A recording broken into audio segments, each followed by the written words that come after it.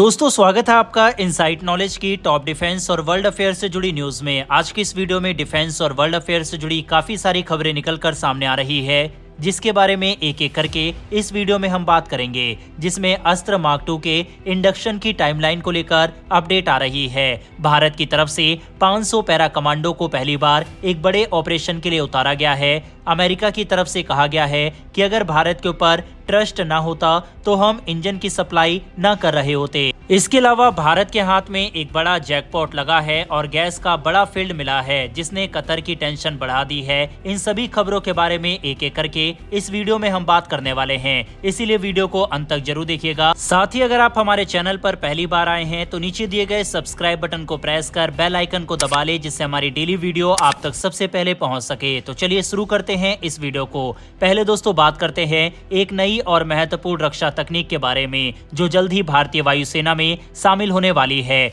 जी हां, हम बात कर रहे हैं अस्त्र मार्क 2 मिसाइल की। रक्षा अनुसंधान और विकास संगठन DRDO ने घोषणा की है कि अस्त्र मार्क 2 मिसाइल को जल्द ही भारतीय वायुसेना में शामिल किया जाएगा।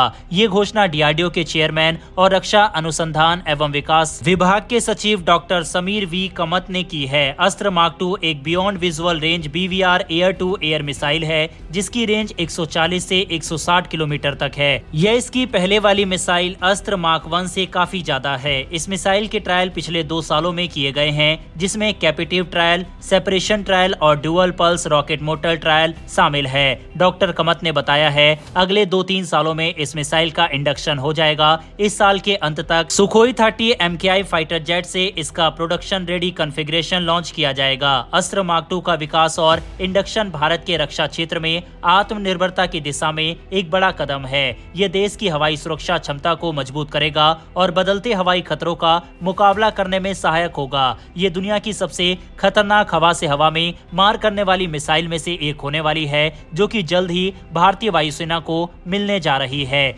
बहरहाल दोस्तों बढ़ते हमारी अगली खबर की तरफ, जहां पर भारत ने अपने एक महत्वपूर्ण ऑपरेशन के लिए पैरा कमांडोज की बड़ी संख्या में डिप्लॉयमेंट शुरू कर दी है।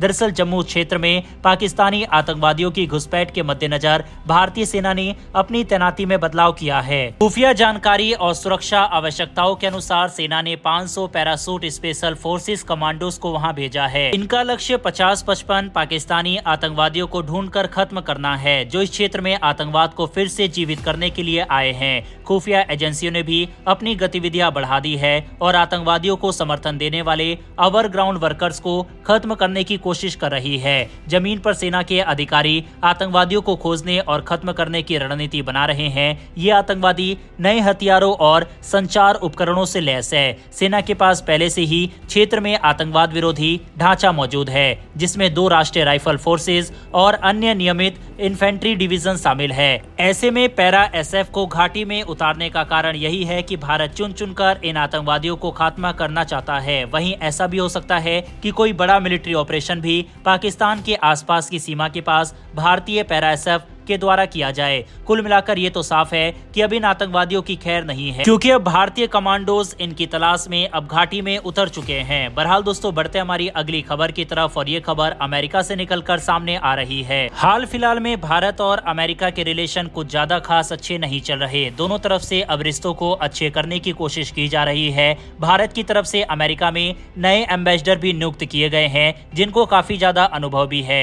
वहीं भारत में मौजूद अमेरिकी एम्बेसडर ग्रेस्टी भी पूरा एफर्ट लगा रहे हैं भारत और अमेरिका के रिश्तों को मजबूत करने में। अब उनकी तरफ से बड़ा स्टेटमेंट दिया गया है। उन्होंने कहा है कि दोनों देश मुश्किल समय में एक दूसरे का साथ देना अच्छे से जानते हैं। उन्होंने कहा कि हम जानते हैं कि चाहे प्राकृतिक आपदा हो या युद्ध, हमें एक साथ काम करना है। एम्बेसडर ने बताया कि भारत के दक्षिण में सबसे बड़े सोलर मैन्युफैक्चरिंग प्लांट के बारे में भी बताया, जो न केवल भारतीयों के लिए नौकरियां पैदा कर रहा है, बल्कि अमेरिका को भी सोलर पावर प्रदान कर रहा है। इसके अलावा उन्होंने कहा कि अगर आज भारत और अमेरिका के बीच में ट्रस्ट की कमी होती तो आज अमेरिका भारत को इंजन वगैरह की सप्लाई न कर रहा होता। वहीं उनकी तरफ से ये भी बताया गया कि जब भारतीय प्रधानमंत्री नरेंद्र मोदी अमेरिकी विजिट पर आए थे तो उस समय भारत और अमेरिका के बीच 173 प्रोजेक्ट को लेकर बातचीत हुई थी। अमेरिकी एम्बेसडर ने कहा कि किसी देश के साथ 5 और 10 प्रोजेक्ट भी बहुत होते हैं, लेकिन भारत और अमेरिका के बीच 173 प्रोजेक्ट के ऊपर बातचीत हुई थी और अमेरिका पर भारत के इसी भरोसे की वजह से अपने जेट इंजन की सप्लाई हम कर रहे हैं। दरअसल आपको बता दें, पिछले साल जून में प्रधानमंत्री नरेंद्र मोदी की ऐतिहासिक आधिकारिक यात्रा के दौरान जनरल इलेक्ट्रिक ने हिंदुस्तान एरोनॉटिक्स के साथ F414 फाइटर जेट इंजन को भारत में को प्रोड्यूस करने के लिए एक समझौता किया। इससे पहले भी दोस्तों अमेरिका की तरफ से, चाहे पेंटागन हो या फिर अमेरिकी एम्बेसडर या फिर वहां के विदेश मंत्री, तीनों तरफ से लगातार भारत के साथ अपने रिश्तों को मजबूत करने के लिए बड़े बड़े बयान दिए जा रहे हैं। हाल ही में अमेरिकी एम्बेसडर ने भारत के अंदर अपने बड़े जहाजों की भी maintenance and repair facility provide करने की बात कही थी, जो कि भारत के लिए एक मैसिव अपॉर्चुनिटी है। बहरहाल अमेरिका की तरफ से सामने आए इस बयान पर अपनी राय कमेंट बॉक्स में लिखकर बताइएगा। बढ़ते हमारी अगली खबर की तरफ। यह खबर हमारी एनर्जी नीड को लेकर है, जहां पर भारत के हाथ में बड़ा खजाना असम और झारखंड के अंदर लगा है। दरअसल भारत लगातार ग्रीन एनर्जी और नेचुरल रिसोर्सेज के ऊपर ज्यादा ध्यान दे रहा है। भारत ने 2030 तक का ये टारगेट भी रखा है कि हमारी एनर्जी जरूरत का 15% से ज्यादा